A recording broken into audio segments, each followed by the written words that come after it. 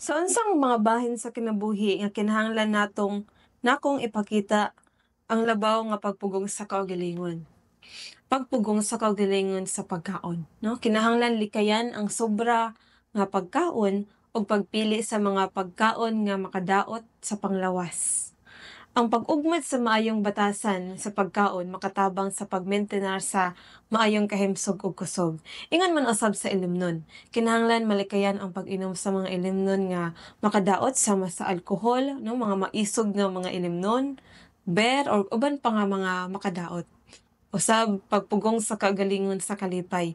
Pilion nato ang kalingawan nga makapadasig sa espirituhanong pagtuo ug makapalig-on sa relasyon sa Dios. Maoy labing maayong buhaton.